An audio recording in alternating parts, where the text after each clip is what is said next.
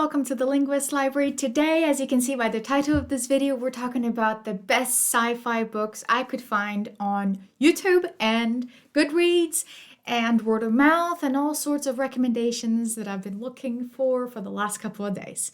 So, hi, if this is your first time here, it's Emily. We talk about languages and literature. If you like that sort of thing, don't forget to like and subscribe. So, around December, I wrote down on my little reading journal, and I told you guys that I wanted to read more books set in space.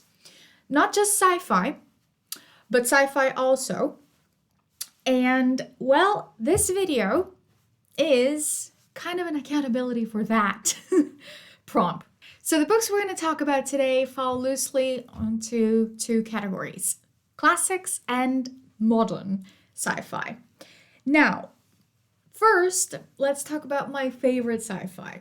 If you've been to the channel for a hot minute, you know that Mary Shelley is one of my favorite authors of all time, and Frankenstein and Prometheus are all stories that live very, very close to my heart. I love the idea of humans, threading and flirting with the line between bettering our own lives and at the same time kind of like playing God, if you want to go for that perspective. So that's definitely one of my favorites. I've decided that I'm going to start putting the book picture on the screen so that you guys have time to read it, because I talk with my hands and I seem to always be waving them around, and it's not like you care about the edition I have, and if you do, just ask me in the comments, right? So let's move on. The second sci-fi author that I absolutely adore is Ursula K. Le Guin, and I want to talk about two of her books that I love. One of them is The Lathe of Hayden, and the other one is The Left Hand of Darkness. So, very unique concept with the beautiful, magical Ursula Le Guin writing. One of the things that Ursula always does so well is that she keeps her voice. I've talked about a couple of her books in the past. And I think I talked about Lavinia, which is her mythology book, her Roman mythology book. I've talked about her short stories, which are so thought-provoking. But The Left Hand of Darkness is about an alien world with no gender, and it's an experiment on that concept of gender. The other classic that I love, and that I have a copy because I bought it last year, I bought this mammoth outrageous volume, as they call it, is The Ultimate Hitchhiker's Guide to the Galaxy by Douglas Adams. Now, if you've read this or if you've watched the movies or the series or whatever adaptation there is, I'm not sure if there's a series adaptation, but there's definitely a movie adaptation. I don't know how to describe this other than this is a humorous, delightful adventure around space. The very long, very specific titles give you an idea of what this is about. So I have 5 novels in this giant volume. The first one is The Ultimate Hitchhiker's Guide to the Galaxy. And then you have The Restaurant at the End of the Universe. And then you have Life, the Universe, and Everything. Then you have So Long and Thanks for All the Fish. And then you have Young Zephod Plays It Safe. And then you have Mostly Harmless. So I started rereading it again because I read it when I was young. I started rereading it again last year. I think I read 3 of the 2, and I plan on finishing it this year. And again, I am flashing the thing that my edition on the screen, aren't I?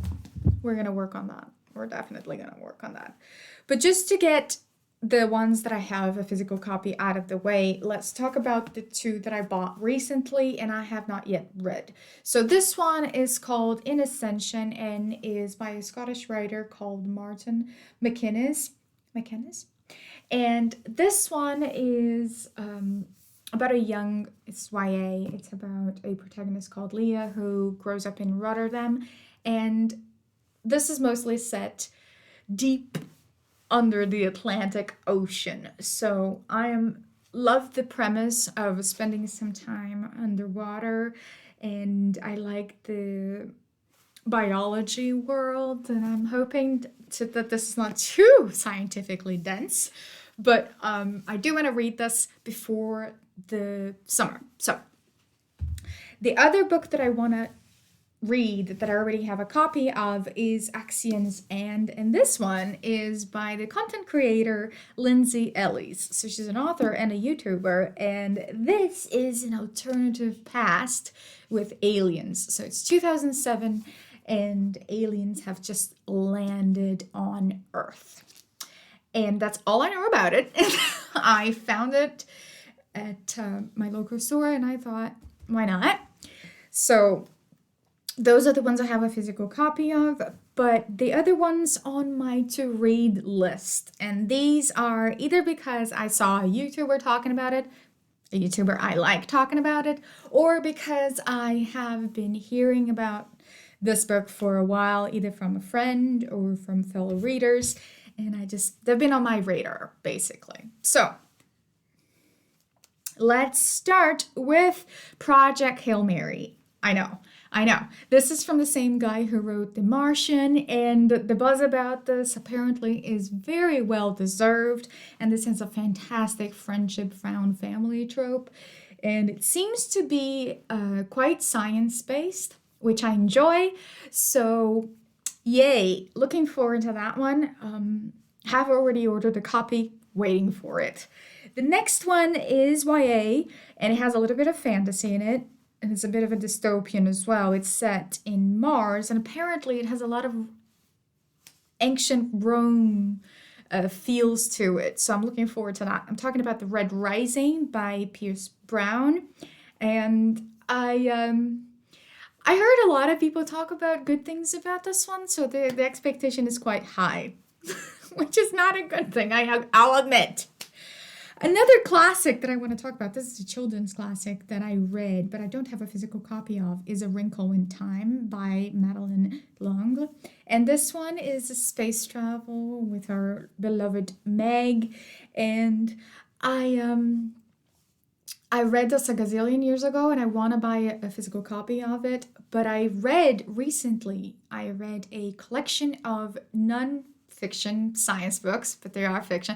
I read a collection of fiction science books by Stephen Hawking and his daughter, Lucy Hawking. And this is a boy and a girl who travel together around space. It's a collection of books. I'll put them on the screen.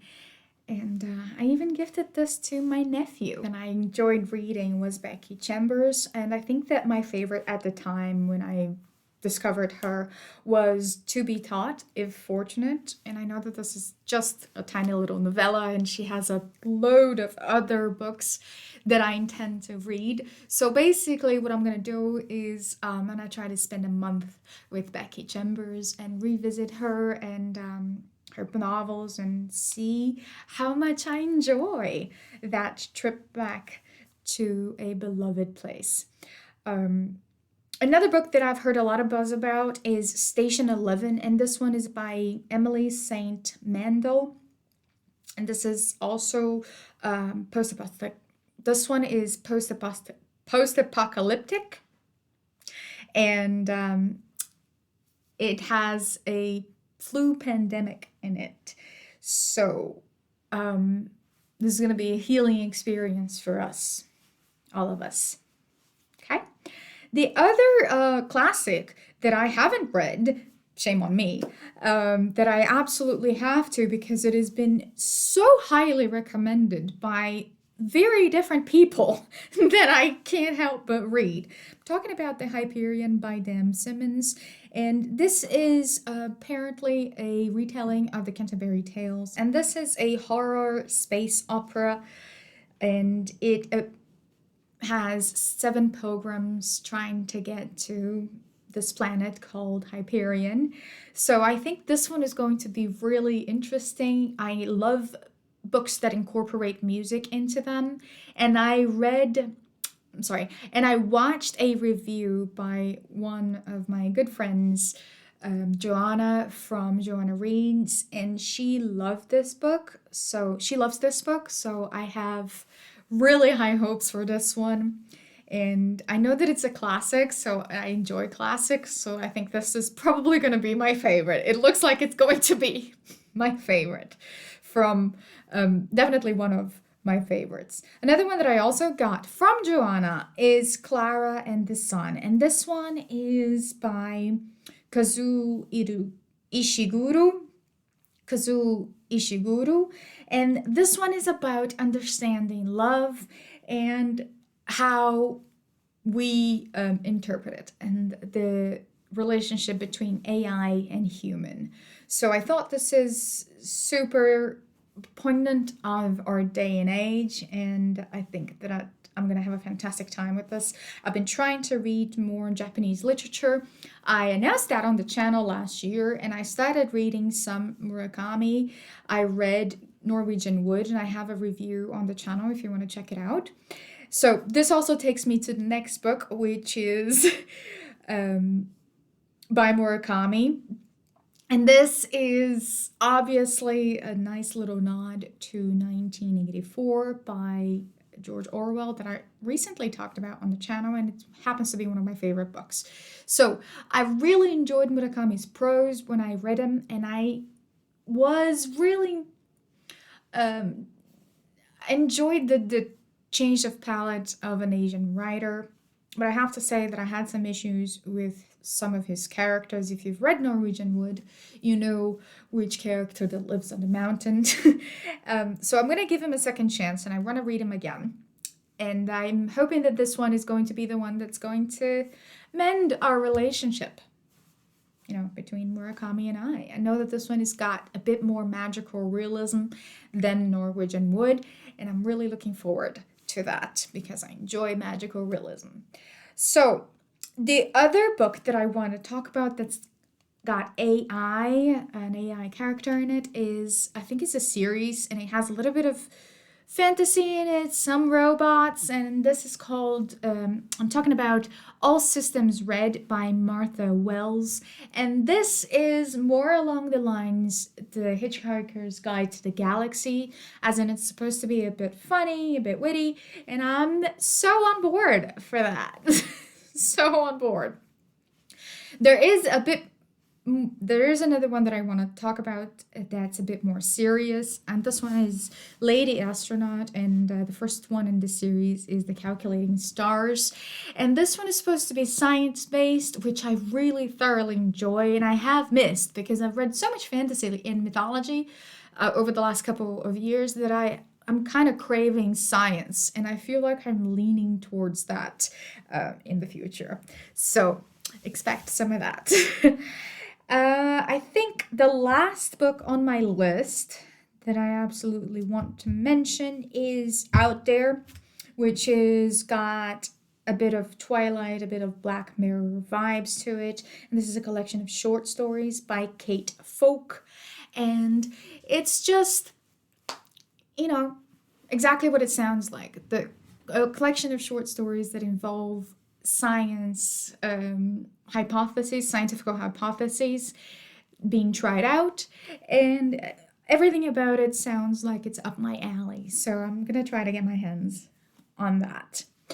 All right, Earthlings, I think that is it for this sci-fi video. I hope you took some value out of this. Some of these books are new to me.